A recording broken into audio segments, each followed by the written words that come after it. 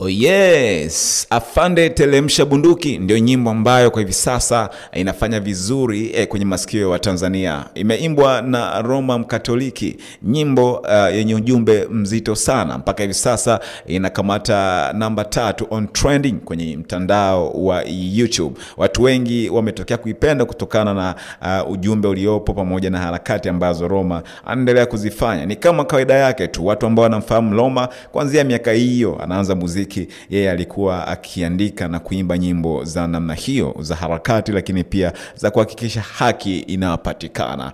Bwana, karibu sana, make sure unatufollow kwenye mitandao yetu ya kijamii ya Instagram, Facebook na Twitter. Tunakwenda kwa jina la Hot Drop TV. Usiache pia kusubscribe kwenye YouTube channel, hivyo ni Hot Drop TV, alafu turn on kile notification pale kwa ajili ya kupata jumbe kila mara tutapokuwa tunaachia taarifa zetu kwenye YouTube channel kwetu. Kana mimi nikupitishe kwenye mawili matatu ambayo yanaendelea kutokea kwenye uga wa burudani ama kwenye anga za burudani hapa Tanzania.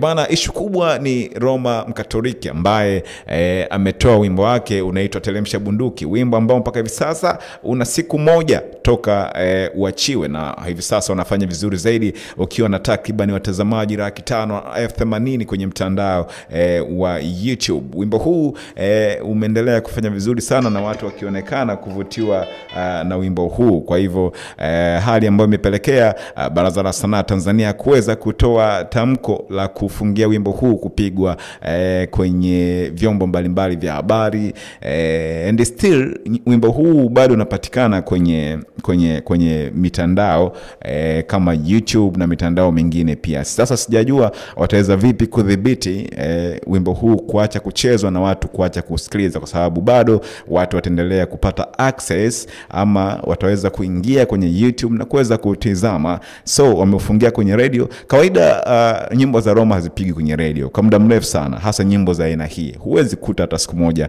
nyimbo za Roma Mkatoliki zinapigwa kwenye radio, yani inamaanisha mainstream, tofauti na online. Hata yeye pia mara nyingi amekuwa akiachia nyimbo anaziachia tu kwenye mtandao wa YouTube. Ni sehemu pekee ambapo nafikiri zinaweza kuwafikia wasikilizaji na wapenzi na washabiki wake kwa haraka zaidi kuliko vyovyote vile. Ni kama moto wa msituni hivi, zinatambaa sana. Nini maoni yako? Je, unafikiri BASATA wako sahihi kufungia Roma Mkatoliki ama kufungia wimbo huu wa Roma Mkatoliki ambaye kwa hivi sasa yeye anaishi kule nchini Marekani, lakini still bado yuko nyuma ya taifa lake na yuko anaendelea kufanya muziki wake kutokea huko nchi za magharibi za mbali kabisa, au sio bana? Weka comment yako hapo, tuambie wimbo huu wa Roma una shida.